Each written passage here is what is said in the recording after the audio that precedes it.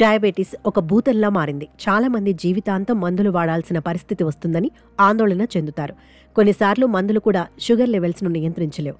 దీన్ని నిర్లక్ష్యం చేస్తే అది గుండె, రక్తనాళాలు, నాడీ వ్యవస్థ, మూత్రపిండాలు, కళ్ళు, పాదాలను తీవ్రంగా ప్రభావితం చేస్తుంది. డయాబెటీస్ తీవ్రం కాకముందే కొన్ని జాగ్రత్తలు తీసుకుంటే కేవలం 2 వారాల్లోనే మందులు లేకుండా రక్తంలో చక్కెరను నియంత్రించుకోవచ్చు. చపాతీ, అన్నం వంటి కార్బోహైడ్రేట్లు ఎక్కువగా ఉన్న ఆహారాన్ని తగ్గించాలి. అధ్యయనాల ప్రకారం తక్కువ కార్బోహైడ్రేట్ ఆహారం గ్లైసెమిక్ నియంత్రణను మెరుగుపరుస్తుంది. ఇది బరువు తగ్గడానికి కూడా సహాయపడుతుంది. ఒక అధ్యయనం ప్రకారం తక్కువ కార్బోహైడ్రేట్ ఆహారం ఇన్సులిన్ వాడకాన్ని తగ్గిస్తుంది. ఉదయం చక్కెర టీ లేదా కాఫీకి బదులుగా ఒక చిటికెడు లవంగాల పొడిని తాగటం వల్ల పగటిపూట రక్తంలో చక్కెర స్థాయిలు నియంత్రణలో ఉంటాయి. మరో అధ్యయనంలో అన్నం తినే ముందు పీచు కూరగాయలు తినటం వల్ల భోజనం తర్వాత గ్లూకోజ్ స్థాయిలు తగ్గుతాయని కనుగొన్నారు. కూరగాయలలో ఉండే ఫైబర్, పాలిఫెనాల్స్ కార్బోహైడ్రేట్ల శోషణను నెమ్మదిస్తాయి.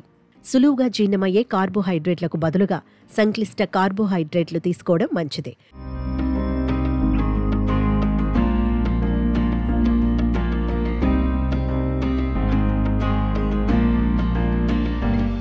బేకరీ ఉత్పత్తులు, కూల్ డ్రింక్స్ వంటివి వెంటనే గ్లూకోజ్గా మారి రక్తంలో చక్కెర స్థాయిలను పెంచుతాయి. అయితే ధాన్యాలు, చిక్కుళ్ళు, కూరగాయలు వంటి వాటిలో ఫైబర్ ఎక్కువగా ఉంటుంది. కాబట్టి అవి నెమ్మదిగా జీర్ణమై గ్లూకోజ్ను నెమ్మదిగా విడుదల చేస్తాయి.